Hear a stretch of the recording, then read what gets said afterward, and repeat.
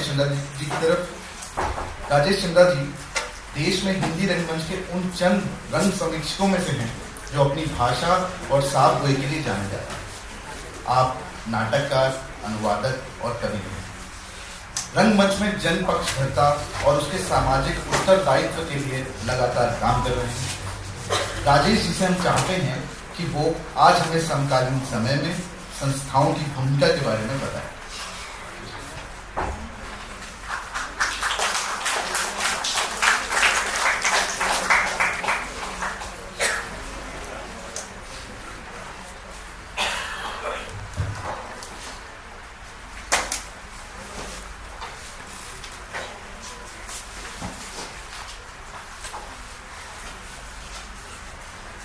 मित्रों,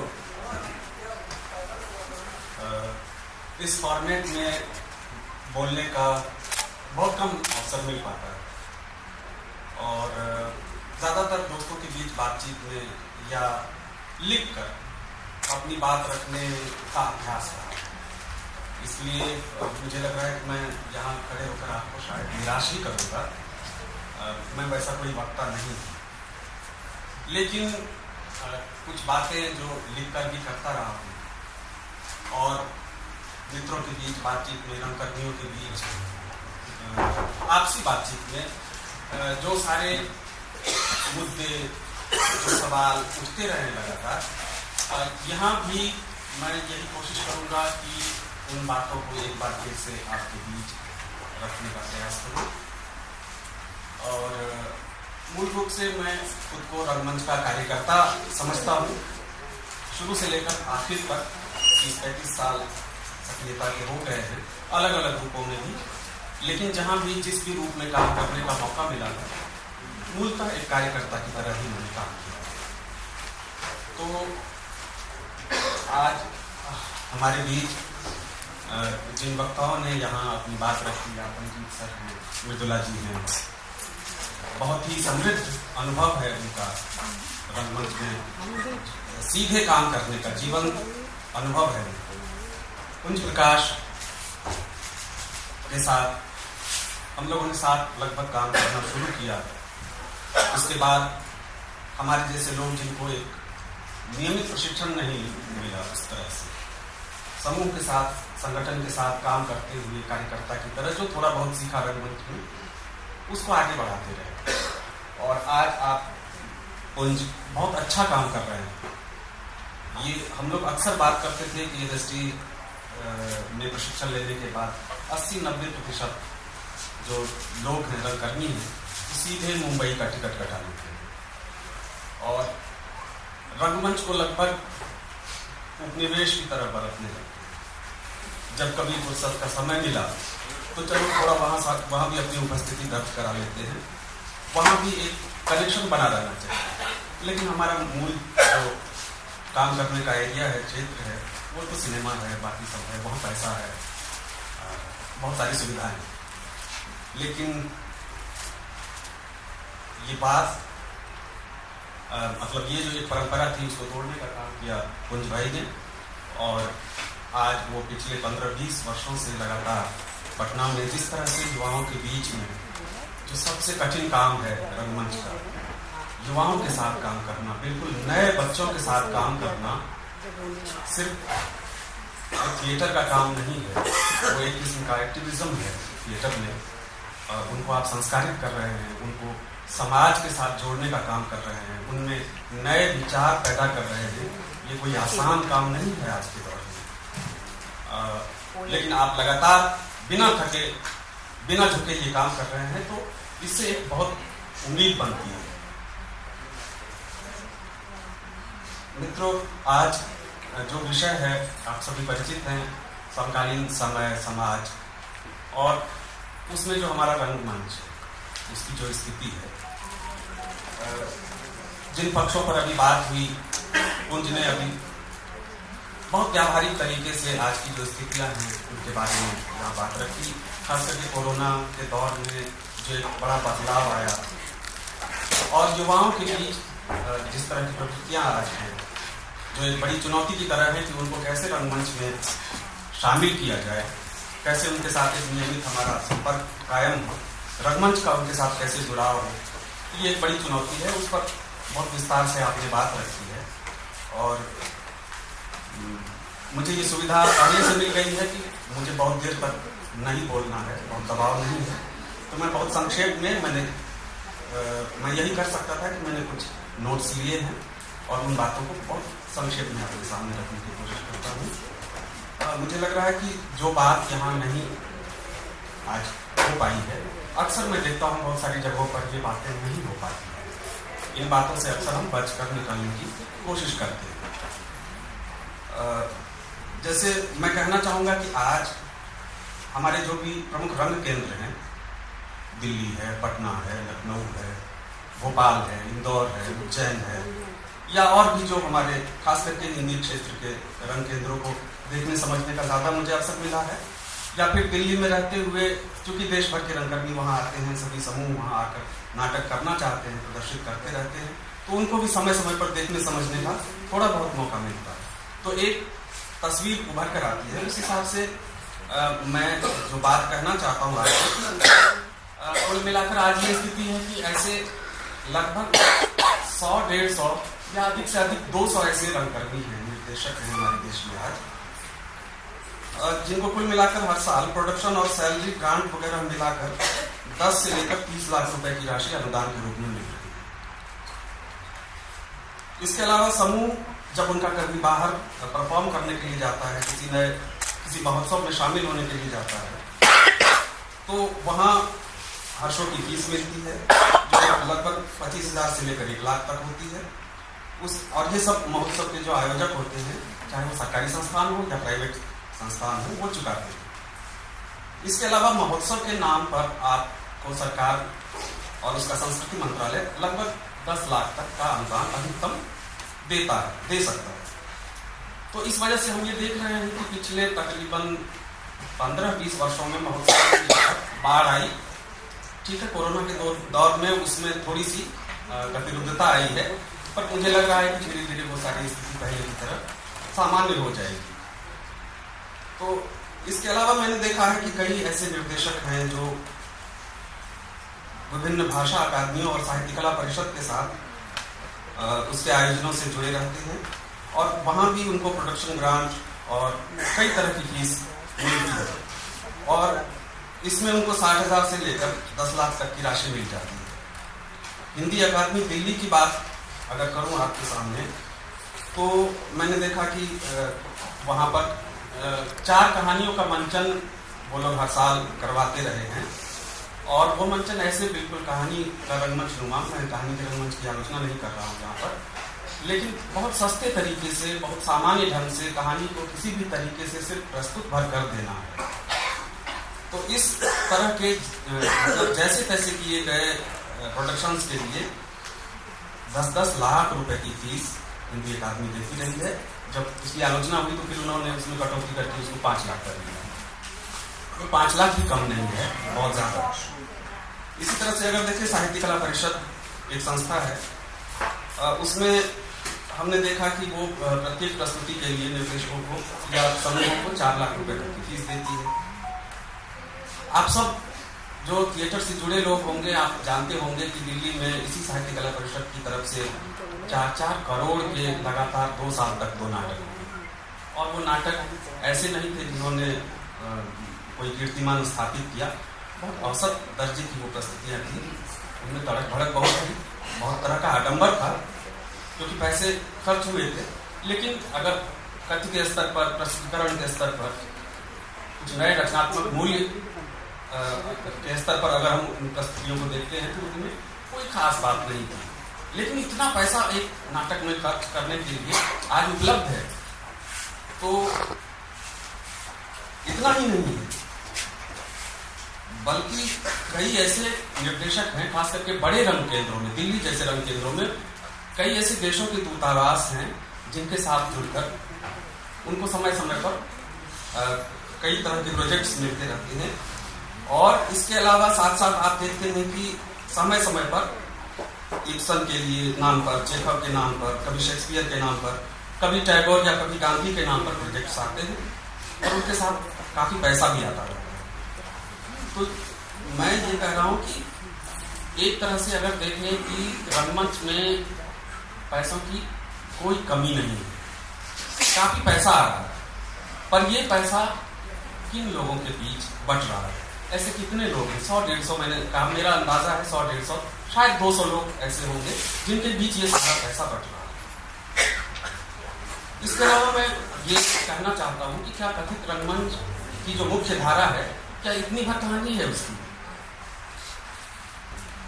अगर हम कुछ सवालों पर गौर करें तो और इसके जवाब ढूंढने की कोशिश करें, मेरे पास तो नहीं है, आप स्वयं ढूंढने की कोशिश करें तो एक तस्वीर आपके सामने उभर कर आएगी कि इतना सारा जो पैसा आ रहा है वो कहाँ जा रहा है?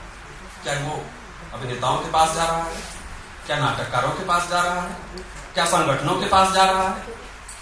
अगर जा रहा है तो इन सब की ऐसी दयनीय स्थिति क्यों है? दूसरा सवाल है कि इतनी भारी भरकम राशि आ रही है, इसके बावजूद देश का रंगमंच इतना फटेहाल, इतना दयनीय क्यों दिखाई पड़ता है? क्यों इतना संसाधन विहीन दिखाई पड़ता है? एक तीसरा सवाल है कि रंगमंच के सारे संसाधन दिल्ली में क्यों केंद्रित हैं? और ये जो 100-200 लोग हैं जिन्होंने रंगमंच की सारी सत्ता, सारे संसाधनों पर कब्जा कर रखा है, इनकी सामाजिक लोकेशन क्या है? इनमें से कितने निर्देशक दलित और आदिवासी हैं? कितनी स्त्रियां हैं? क्या इनकी कोई सामाजिक जवाबदारी भी है? ये किसके प्रति जवाबदेह है? क्या रंग जगत के प्रति है, जनता के प्रति है, या सरकार के प्रति है? एक सवाल है कि इतने अनुदान के बावजूद वर्ष में 5 ऐसी धारदार प्रस्तुतियां क्यों नहीं आ पाती है जो नए समय का नया तथ्य, नई रंग भाषा देने में सक्षम हो? अधिकांश प्रस्तुतियां एकदम बासी, बेजान और एक जैसी क्यों लगती है? एक सवाल है कि रंगमंच की नई पीढ़ी के लिए कोई योजना क्यों नहीं है? कोई सामाजिक आर्थिक सुरक्षा क्यों नहीं है? देश में दूसरा राष्ट्रीय नाट्य विद्यालय क्यों नहीं है? नए सभागार और पूर्वाभ्यास स्थल के लिए कोई संगठित मांग क्यों नहीं है? हर प्रतिभाशाली रंगकर्मी ये जो 100-200 लोगों का नेक्सस है उसमें शामिल होने के लिए इतना लालायित क्यों है? और इन सबके विरोध में कहीं कोई आवाज क्यों नहीं दिखाई देता?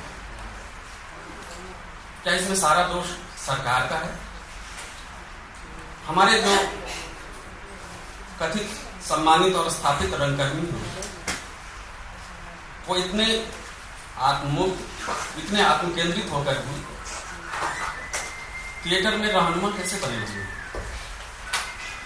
कैसे वो महान बने रहते हैं?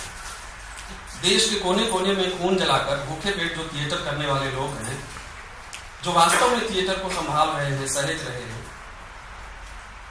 और अब तक उसको सामाजिक सांस्कृतिक गतिविधि के तौर पर जीवंत बनाने का प्रयास करते रहे हैं, उनको तो कहीं कोई सम्मान नहीं मिलता, उनको कोई पहचान नहीं मिलती। ये सारा कुछ मुट्ठी भर हाथों में सीमित है। जब आप इस तरह की असुविधाजनक बात करते हैं, ऐसे कुछ सवाल खड़े करते हैं, तो आपको एक नकारात्मक आदमी मान लिया जाता है।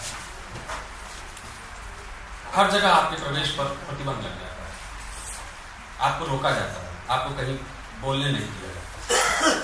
तो ये सारी स्थितियां रंगमंच में हैं। मुझे लग रहा है मैं इतने वर्षों से लगातार ये सब बात कर रहा हूँ, 15-20 वर्षों से बहुत ज्यादा बात करता रहता हूँ, लिखकर ज्यादा बात करता हूँ, बोलने का अपना अभ्यास नहीं। लेकिन मुझे लगता है कि इस तरह का अवसर, जैसे आज मॉकिंगबर्ड ने यहाँ पर मुझे अवसर दिया, इस तरह का अवसर नहीं है थिएटर में। मैं दिल्ली में रहता रहा इतने वर्षों तक, मुझे कभी किसी ने नहीं कहा कि आप तो लगातार बहुत सारी बात करते हैं, निश्चित रूप से वो सब थिएटर से जुड़ी हुई बातें हैं, जो नहीं ऐसी बातें मतलब अच्छी जगहों पर की जाए, अच्छे लोगों के बीच की जाए, स्थापित लोगों के बीच की जाए। पर ये एक ऐसी प्रवृत्ति है आज हमारे रंगमंच में, ऐसी स्थिति है कि इस तरह की बातों से हम हर संभव कोशिश करते हैं कि हम बच कर निकल जाएं। मेरा बहुत सम्मान है मॉकिंगबर्ड के हमारे साथियों के प्रति। सभी युवा साथी हैं, बहुत नौजवान हैं, और मैं उनके साहस को सलाम करता हूं कि आपने मुझे यहाँ पर कुछ बोलने का या खड़े होने के लिए आपने मुझे अवसर दिया। तो मैं यहाँ इस पर भी थोड़ी सी चर्चा करना चाहता हूँ कि जब ये इस तरह की बातें करना, इस तरह के असुविधाजनक सवाल उठाना थिएटर में आज एक नकारात्मक काम मान लिया गया है, तो फिर सकारात्मक काम क्या है थिएटर में? सकारात्मकता क्या है? मैं इसको जिस तरीके से समझ पा रहा हूँ तो मुझे लगता है कि ये सकारात्मकता असल में सकारात्मकता।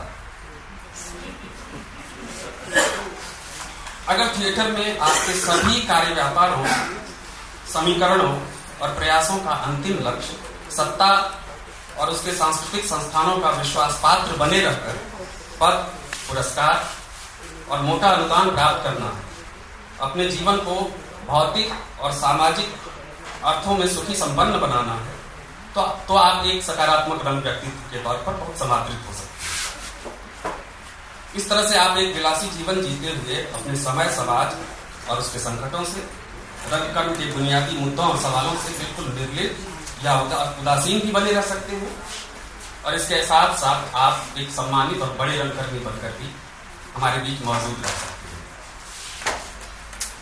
अगर आप थिएटर में संसाधनों की लूटपाट, केंद्रीयता, खर्चीली उत्सव धर्मिता, बुनियादी संरचना के अभाव की बात करेंगे, संस्थानों में नीति और पारदर्शिता की बात करेंगे, प्रशिक्षण और रोजगार के अभाव की बात करेंगे, रंगमंच के वैचारिक संकट की बात करेंगे, अभिनेताओं और नाटककारों के साथ जो अंतहीन शोषण उत्पीड़न है अगर आप इसकी बात करेंगे, अगर आप रंगमंच में तथ्य और विचार को प्रमुखता देने के बजाय शिल्प और शैली को प्रमुखता देने पर सवाल खड़े करेंगे, तो आपके लिए नकारात्मक व्यक्ति घोषित कर दिया जाएगा। सभी जगह आपके लिए एक तरह का अघोषित प्रतिबंध हो जाता है। यानी ये सारे सवाल रंगमंच के वाजिब सवाल नहीं रह गए हैं। विडंबना है कि जो रंगमंच की नौजवान पीढ़ी है, जो युवा पीढ़ी है, जिसमें अभिनेता हैं, निर्देशक हैं, नेपथ्य कर्मी हैं, नाटककार हैं, वह अपनी बदहाली और चौतरफा शोषण उत्पीड़न के सवालों को लेकर जागरूक और संगठित होने की बजाय उन्हीं वरिष्ठों और सम्मानितों के आगे पीछे झूलती है, उनकी वाहवाही चाहती है, उनका गुणगान करती है।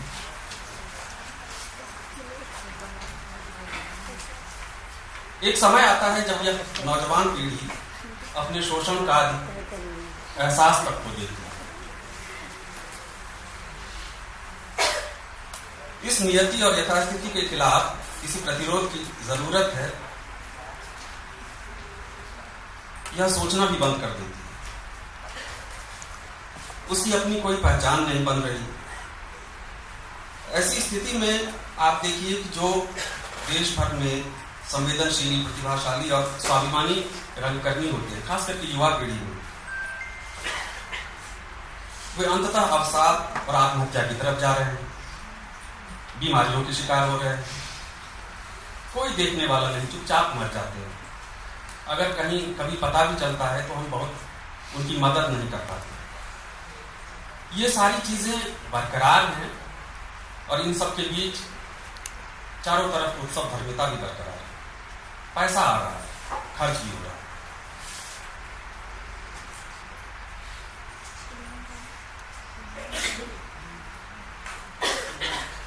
तो